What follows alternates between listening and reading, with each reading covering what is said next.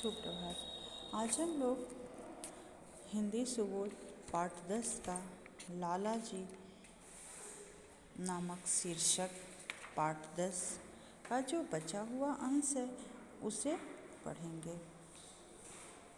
अब देखिए, वह व्यक्ति बीमारी से ग्रस्त है और जो लेखक के मकान में रहता है वह हैजे के तीव्र और गंभीर आक्रमण से ग्रस्त था। उसके बचने के उपाय थे तो यही कि वह विश्वास बनाए रखे और साथ ही मेरी परिपक्व चिकित्सा भी चलती रहे। मीलों तक किसी प्रकार की चिकित्सा सुविधा उपलब्ध नहीं थी, न तो केवल अगर कोई था भी तो एक डॉक्टर था जिसे मनुष्य न कह करके पशु कहना अधिक उपयुक्त था।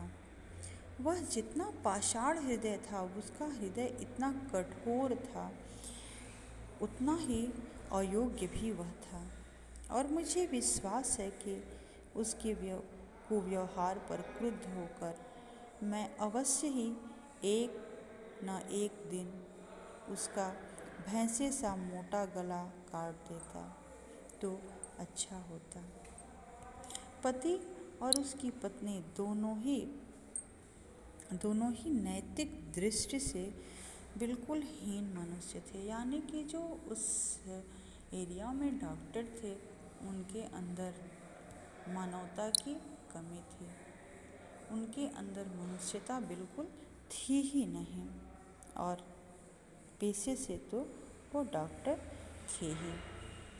जब समरिया घाट जाने वाले स्टीमर के छूटने का समय हो गया, तभी उस डॉक्टर को एक पत्र मिला, जिसे पढ़कर उसने पत्नी से कहा कि उसे एक गंभीर रोगी को देखने तुरंत समरिया घाट जाना है। इस कारण वह सारी रात बाहर रहेगा।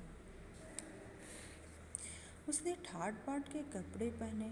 घर के बाहर उसे वह क्लर्क मिला जो उसे छिपाता हुआ एक खाली कमरे तक ले गया। अब देखिए क्या होता है कि कुछ देर तक वह डॉक्टर कमरे में बैठा प्रतीक्षा करता रहा। इस कमरे में केवल एक ही दरवाज़ा था और लोहे की शिकंजों की जाली वाली एक छोटी सी खिड़की भी थी। कुछ देर बाद घूंघट में छिपी छिपाई एक आकृति ने कमरे में प्रवेश किया।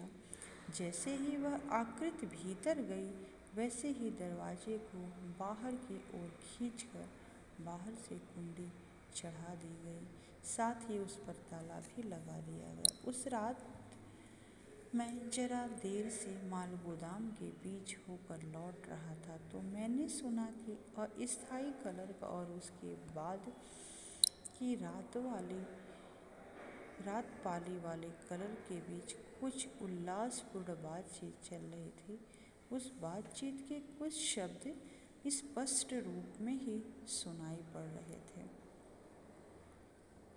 आदमी को हथौड़ा लाकर ताला तोड़ने के लिए कहा और मैं तुरंत अपने कार्य व्यापार को पूरा करके निकल पड़ा। मैं जानता था कि दरवाज़ा खुलने पर भीतर बंद व्यक्ति की जीते जी पराजय हो जाएगी। वैसे वह व्यक्ति था तो इस पराजय के योग्य ही, किंतु मुझे वह विशेष दृश्य देखने में कोई रुचि न थी। अतः मैं अपने काम पर निकल पड़ा। उस तारीख को मेरी डायरी में 3 बातें लिखी गईं। पहला तो ये कि डॉक्टर और उसकी पत्नी किन्हीं अत्यावश्यक व्यक्तिगत कारणों से मोकामा घाट छोड़कर चले गए। दूसरी बात यह थी कि शिवदेव को, जो स्थायी नियुक्ति पर था, टैली क्लर्क के रूप में 20 रुपये मासिक वेतन देकर स्थायी बना दिया गया।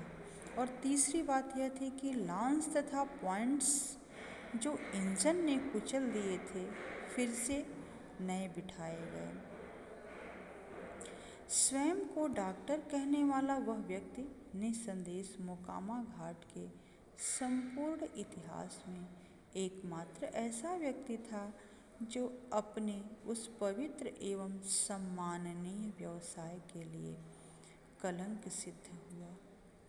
उस कृशकाय व्यक्ति की सेवा के लिए मेरे पास अधिक समय नहीं था, क्योंकि पहले से ही हैजे के 3 रोगी मेरी देख रेख में थे। मेरे सेवकों से तो किसी प्रकार की आशा करना व्यर्थ था, क्योंकि रोगी की जात उनकी जात से भिन्न थी।